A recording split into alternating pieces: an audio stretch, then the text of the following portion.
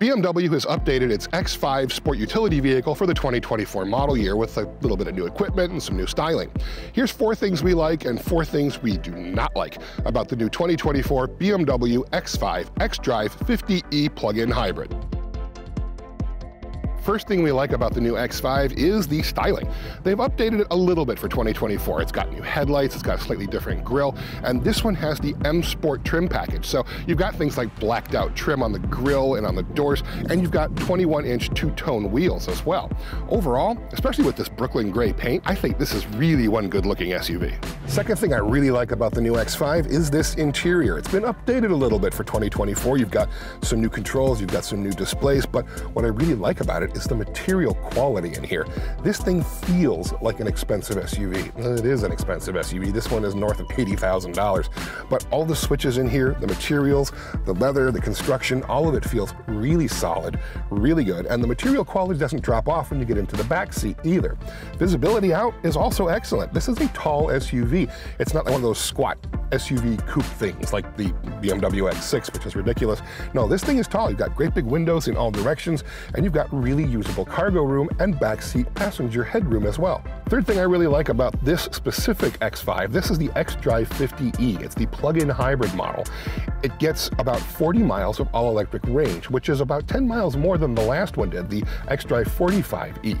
They've done that by giving it a larger lithium-ion battery and a smaller but more powerful electric motor that's tied directly to the 8-speed automatic transmission. Now, it says it'll get about 40 miles of range officially, but when I had it fully charged this morning, it said I could get about 44 miles, and I know for a fact that it could probably do more. We're going to be testing that all-electric range in a little bit. Make sure you look for that at Cars.com/news. And the fourth thing that I really like about this new X5 xDrive50e plug-in hybrid is the ride and handling balance. BMW has done an excellent job tuning this thing. It doesn't lean in corners. I mean, it's a big, heavy SUV, but it doesn't feel terribly top-heavy. It still feels very responsive. The steering feel is excellent. The feedback is very good as well. To actually drive this thing, that ride and handling balance is not something that all automakers do very well. This one, however, BMW's done a good job with it.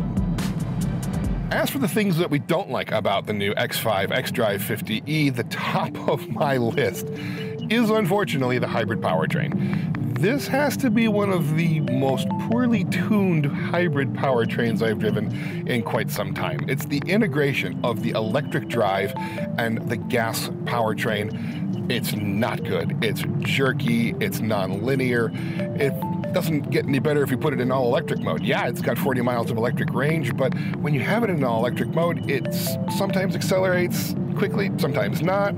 It doesn't respond the same way to the pedal every time you push the pedal. And when you're driving along and you try and accelerate quickly, that transition between electric power and gas power, it's not smooth, it's not seamless. It causes a lot of head jerking with passengers in the car.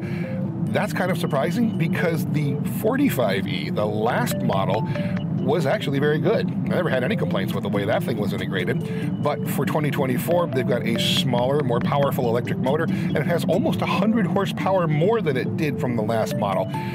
But it's not really usable because it's just not a smooth powertrain at all. That's really annoying. Second thing I'm not too keen on in this X5 xDrive50e is the brake system. This has the more powerful M Sport brakes, but it's more to do with the one pedal driving, or lack of it, and the regenerative braking, and the lack of it.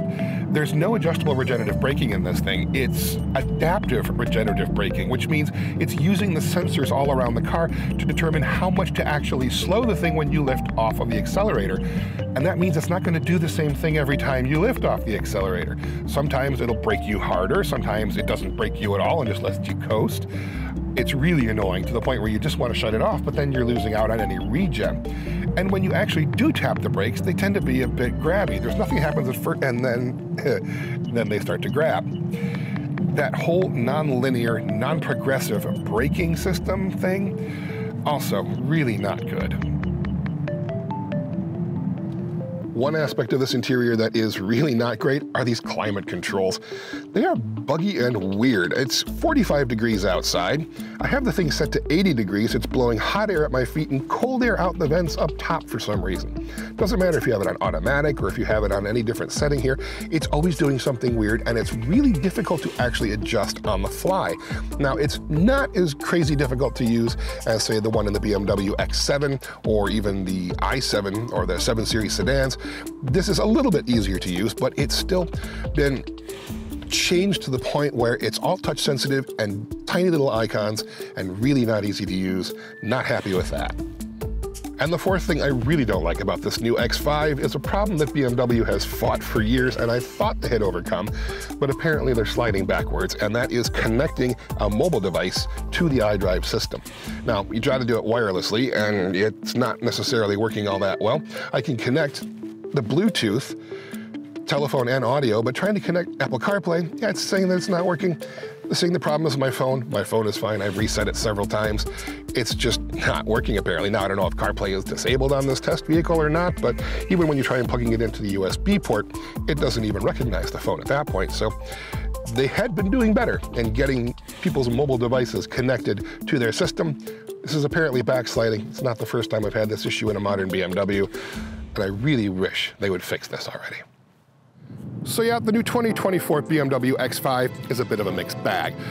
Very stylish, very comfortable. Technology looks good inside, but it's got some wonky features in terms of climate control, and that powertrain, despite getting great electric range, is a bit of a hot mess to drive. If you'd like to learn more about the new 2024 BMW X5 or any of the new BMW lineup, you can look everything up at Cars.com.